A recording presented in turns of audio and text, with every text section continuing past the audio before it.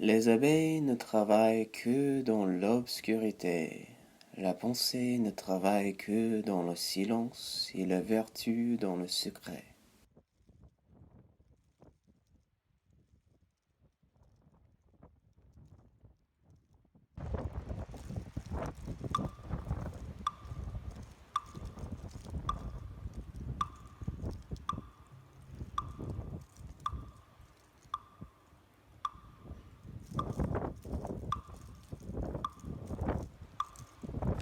La pensée ne travaille que dans le silence et la vertu dans le secret.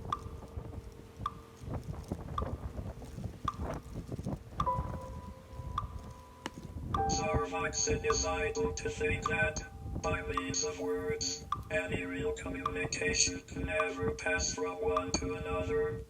The lips or the tongue may represent the soul, even as a cipher or a number may represent a picture of memory. But from the moment that we have something to say to each other, we are compelled to hold our peace. And if at such times we do not listen to the urgent commands of silence, invisible though they be, we shall have suffered an eternal loss that all the treasures of human wisdom cannot make good. For we shall have not lived the opportunity of listening to another soul, and of giving existence, be it only for an instant, to our own. And many lives there are in which such opportunities do not present themselves twice.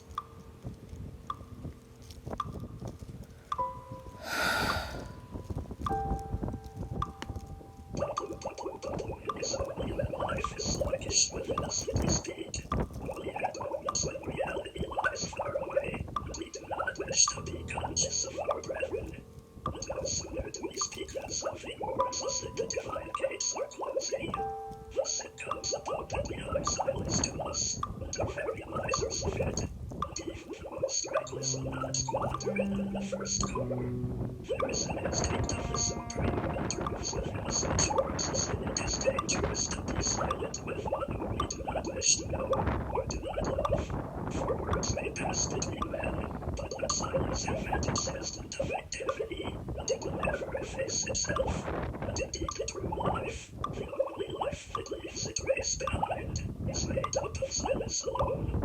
Death it well, and that silence to which you must again have recourse, so that it may explain itself by itself.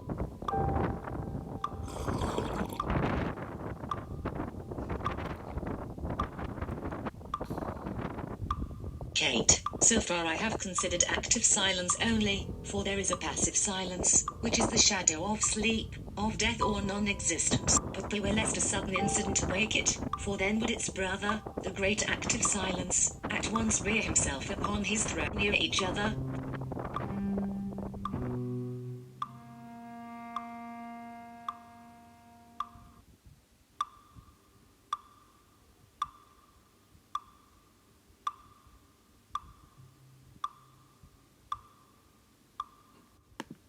A life in which laughter dares not show itself, in which there is no obeying, in which nothing can ever more be forgotten.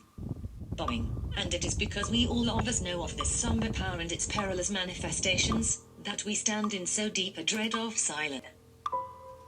And it is because we all of us know of this somber power and its perilous manifestations, that we stand in so deep a dread of silence.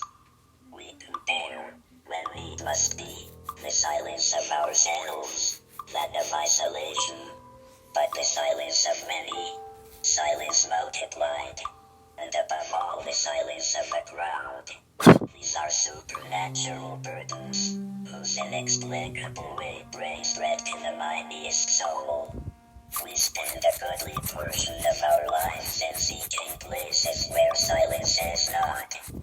No sooner have 2 or 3 men met than their one thought is to drive away the invisible enemy.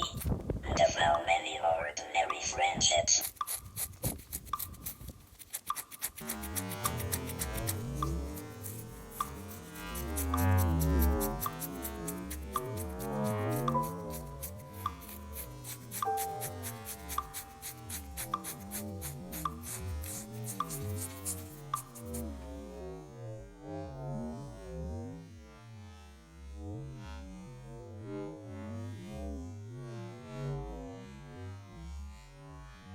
Rishi, in the lives of most of us, it will not happen more than twice or thrice that silence is really understood and freely admitted. It is only on the most solemn occasions that the inscrutable guest is welcomed. But, when such come about, there are few who do not make the welcome worthy, for even in the lives of the most wretched there are moments when they know how to act, even as though they knew already that which is known to the gods. Remember the day on which, without fear in your heart, you met your first silence.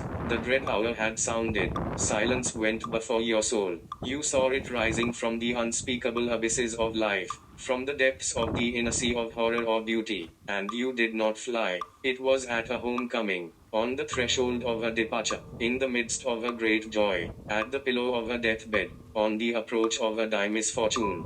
Bethink you of those moments when all the secret jewels shone forth on you, and the slumbering truths sprung to life, and tell me whether silence, then, was not good and necessary, whether the caresses of the enemy you had so persistently shunned were not truly divine, the kisses of the silence of misfortune, and it is above all at times of misfortune that silence caresses us, can never be forgotten, and therefore it is that those to whom they have come more often than to others are worthier than those others. They alone know, perhaps, how voiceless and unfathomable are the waters on which the fragile shell of daily life reposes. They have approached nearer to God, and the steps they have taken towards the light are steps that can never be lost. For the soul may not rise, perhaps, but it can never sink. Silence, the great empire of silence, says Carlyle again. He who understood so well the empire of the life which holds us, higher than the stars, deeper than the kingdom of death, silence, and the great silent men. The quote of approach and a material silence of which Carlyle speaks. The real silence is not one of those gods that could desert mankind.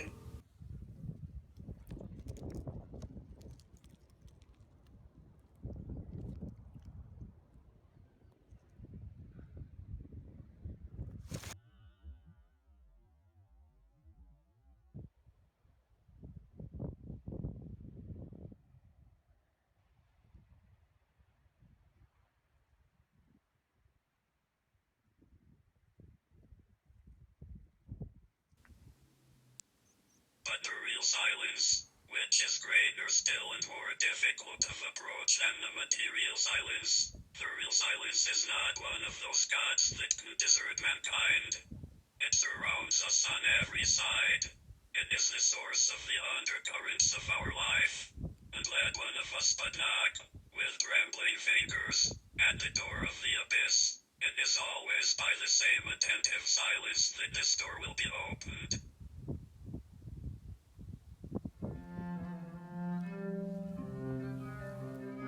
S'il était privé du silence, l'amour n'aurait ni goût ni parfums éternels. Qui de nous n'a connu ces minutes muettes qui séparaient les lèvres pour réunir les âmes? Il faut les chercher sans cesse.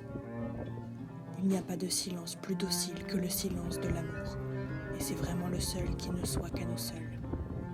Seuls les autres grands silences sont ceux de la mort, de la douleur ou du destin. Ils ne nous appartiennent pas. Ils avancent vers nous, du fond des événements, à l'heure qu'ils ont choisie.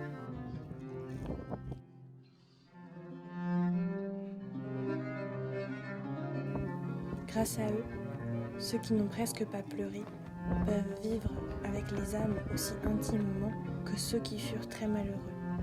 Et c'est pourquoi ceux qui aimèrent beaucoup savent aussi des secrets que d'autres ne savent pas. Car il y a, dans ce que taisent les lèvres de l'amitié et de l'amour profond et véritable, des milliers et des milliers de choses que d'autres lèvres ne pourront jamais taire.